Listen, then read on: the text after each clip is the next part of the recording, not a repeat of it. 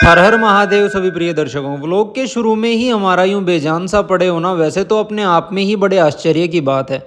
तो हुआ कुछ यूं था कि वैसे तो ज़्यादातर हमारा दिन ब्रह्म मुहूर्त में शुरू होता है, किंतु देर रात तक पटाखों के जोरदार शोर के कारण नींद में थोड़ा सा विलंब हो गया था। सुबह उठकर बाहर देखा तो पूरा ही वातावरण धुएं से सना हुआ था। अतः हमारा निश्चय हुआ कि आज का दिन तो हम सुस्ताकर ही व्यतीत करेंगे। लेकिन हमारे इसी नन्हे विचार में विघ्न डालने सुबह सुबह आ पहुंचते हैं कोरियर वाले भाई साहब। अब छुट्टी वाले दिन इन जनाब को काम करता हुआ देखना मानो अपने आप में ही हमारे मानसिक कौतूहल को जन्म देने वाला आभास था। कुछ कपड़े जो कि सर्दियों के लिए हमने मंगवाए थे वो आ चुके थे। आप यकीन नहीं मानेंगे, कौन से कपड़े लेने चाहिए यह निर्धारित करने में हमें घंटों लग जाते हैं। अब उठ ही गए थे तो मन में विचार जागृत हुआ, क्यों न भोजन की व्यवस्था भी कर ली जाए, क्योंकि बिस्तर पर पड़े रहना आलस्य के वेग को कब चरम सीमा तक ले जाता है आपको पता भी नहीं चलता। अतः अपने लिए कुछ शकरकंद स्टीम होना रख देते हैं। बालों के लिए जो दवाई बनाई थी उसके प्रयोग का आज दूसरा दिन है। शीघ्र ही इसके परिणामों के बारे में आपसे जानकारी साझा करेंगे व मरीजों को भी यह उपलब्ध करवाएंगे। अब अपनी शकरकंद उबलकर तैयार हो चुकी थी तो जल्दी से उन्हें ग्रहण कर लेते हैं। और तब तक दरवाजे पर आ जाते हैं कुछ चार पैरों वाले जीव, जो कि अक्सर हमारे मन को हर्ष और उल्लास से भर देते हैं। अब जल्दी से इन्हें भोजन हेतु कुछ बिस्किट आदि खाने को दे देते हैं।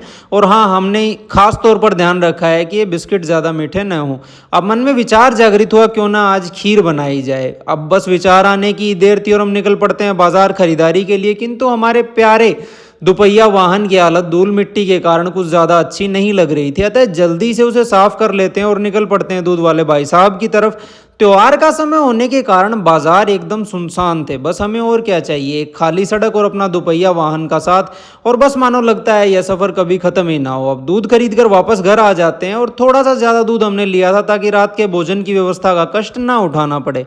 चावल तो हमने जाने से पहले ही भिगो दिए थे ताकि अतिरिक्त गंदगी साफ हो सके। और शुरू हो जाता है बेहद साधारण खीर बनाने का हमारा सिलसिला, क्योंकि ना तो हम इसमें कुछ मीठा डालने वाले थे और ना ही कोई सूखे मेवे आदि। बस इसी तरह का हमारा भोजन अक्सर होता है। अब खाली समय व्यतीत करने हेतु बालों और दाढ़ी में नारियल तेल की मालिश कर लेते हैं और दोबारा से ले लेते हैं अपनी दवाई भी। अब शाम का समय हो चला था, शाम भी दिवाली की थी। अतः नहा धोकर सबसे पहले दिए प्रज्वलित कर देते हैं और खुद को सीधा भगवान शिव के चरणों में अर्पित कर देते हैं, क्योंकि अपने सिवा हमारे पास कुछ भी ऐसा नहीं है जो हम भगवान को भेंट कर सकें। अब इन्हीं कुछ विचारों के साथ एक बहुत ही सुहानी शाम को व्यतीत करने के लिए हम थोड़ा सा चरक संहिता का अध्ययन शुरू कर देते हैं। किताबों के साथ समय व्यतीत करना अपने आप में ही एक मानसिक शांति को जन्म देता है।